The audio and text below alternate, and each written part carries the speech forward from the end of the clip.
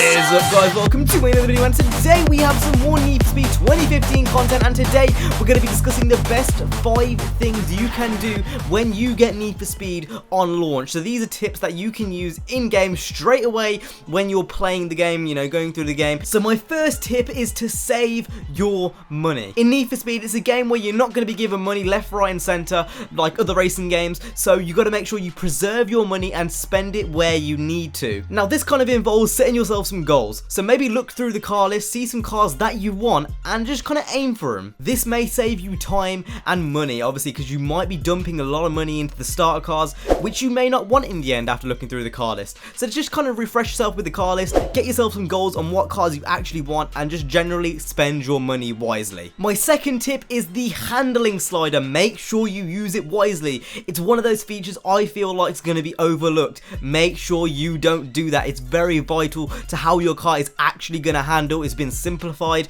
It's not like, say, Forza or Gran Turismo where you've got to change the spring rates and all that kind of stuff. It's very simple. Make sure you make the most of it, because if you don't, your car may not handle how you want it to, and you can really make it suit your needs. So make sure you make the most of that handling slider. My next tip is performance over customization. Now I know how it feels. We haven't had a Need for Speed game with this in-depth customization in a very long time, and you want to slap a Rocket Bunny kit and some rims on, but again, be careful with your money. In the end of the day, you're going to want a fast car as well as a car that looks good, so make sure you balance it between the two, and don't just go ahead and slap rims and body kits and spoilers and diffusers. Don't go mad on the customization side. Make sure it's balanced. You want a balanced ride. That is the most important thing about Need for Speed as a whole. You want the experience to be balanced. My fourth tip has to do with selling cars. Now, when you sell a car, you're going to get around about 80% of everything you've dumped into that car. So if you customize the car and you've put body kits and stuff on,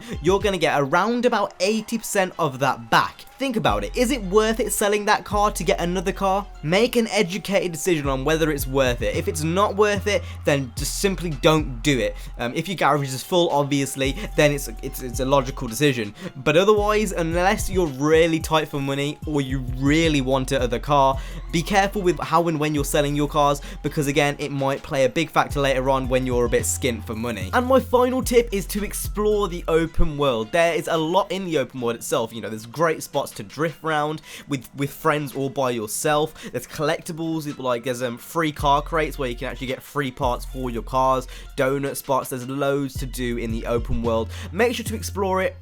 This is going to extend your play time so you can get the most out of Need for Speed, and obviously you'll converse with the open world, so when you do go into events that involve certain areas, you might already know that area because you might have already explored there.